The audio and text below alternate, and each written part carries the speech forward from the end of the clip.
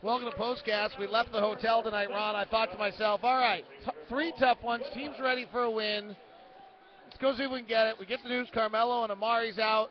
I'm like, I don't have to worry about the team deciding tonight to not take it seriously because Carmelo and because they've had a bad enough week. We can get a win, get this thing righted, and get rolling.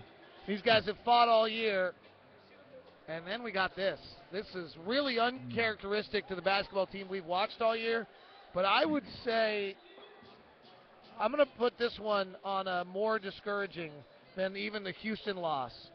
I would have thought if there was ever a night where you were going to act with some desperation that tonight would have been the night. We did not see that. I thinking the same way you were, David, and not maybe I wasn't thinking that to the point where they were going to, come out and just blow the Knicks off the floor because those two superstars wasn't playing. But I did thought that we would get much a better fight than this and give themselves a chance to win.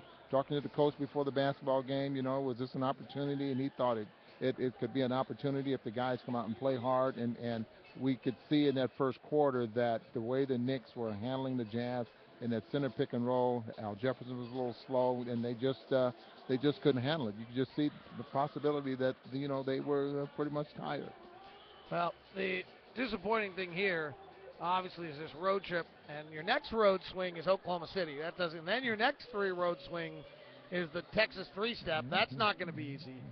This thing could slip away right here, and I think that's the really discouraging aspect to this. This also, let's go to the coaches' interviews we get at halftime. The coaches are kind of that halftime interview. I feel like is one of the best things we do because we get those coaches in a pretty raw moment. They haven't had that 15-minute cooling off period. They haven't figured out.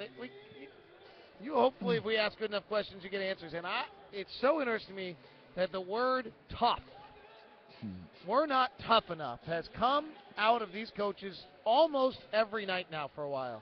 That there is really a feeling that something has happened inside this group, that they are not, they're getting bumped and hit first. And wilting's a hard word, but I'm lacking a good enough vocabulary to come up with something else. And that seems to be a reoccurring theme for the coaches right now. I think with that halftime talk or that interview that you have with the coaching staff, that sometimes just confirms of some of our thinking, during the course of the broadcast. But we do get a clear picture of, what's lacking and what they're trying to do. And I think that's what's most important is what they're trying to do and what they're not getting done. And if being a little soft and not hitting first and getting smacked around and not responding, that seems to be something we've heard here for the last three games anyway. Jazz will slip to 32-31 on the year. Lakers with a win tomorrow will be ahead of the Jazz. We all looked at this, and when I looked at it, I thought it was next Sunday was the day where the Jazz could suddenly be ninth and looking up and have to make a run back to catch. Maybe we'll find out, just like last year, that this team plays a little better as the hunter rather than the hunted, because they have not done a very good job as the hunted.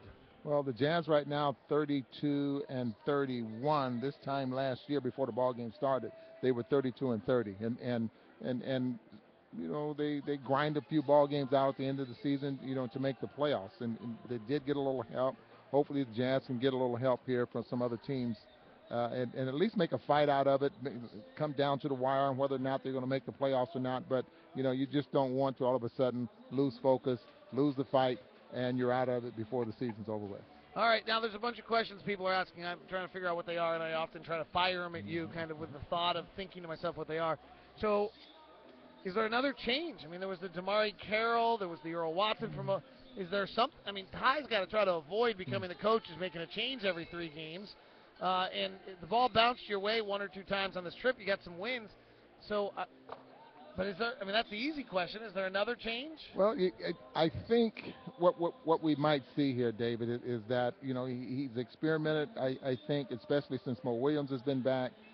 With different lineups. He's changed the lineup. He's changed the lineups at halftime. I mean, he's done a few things that has, I think, has given him a clear picture. Maybe not a clear picture, but he's giving himself a look at what players want to play and what players are going to do what. And maybe we might see the lineups tighten up to the point where he's not playing 11 guys. It might go down to 9, and I think that's something he just might have to do in order to uh, to continue this fight.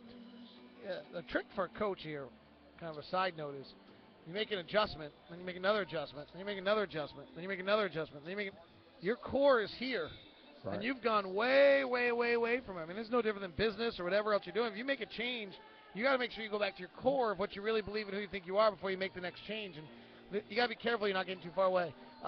We were very excited about Mo Williams' return. He has not played well. He has not. And you can see the excitement and the way he came out gun ho in that first ball game against Cleveland. You thought that okay, then he's not going to take as long to get back. He's been out quite a while, but it looks like he's definitely going to take a while. But the only way you can get back to form and help this basketball team is to be out there on the floor. So hopefully he can. It doesn't take that long. Not a good night in New York. Not a good night in New York. No, this is it was kind of frustrating, to see the Jazz perform. But I can understand, there's a possibility that some of those guys, are tired. I'm not being that loving. Yeah, well, You're more loving and warm and caring than I am right now. I'm not giving him that one tonight. I'm not giving him anything tonight. I wanted to see a fight, and we didn't get it. That's too bad. Without Carmelo and Amari, that was there for the taking. All right, we're done. Before we talk any more about it. See ya.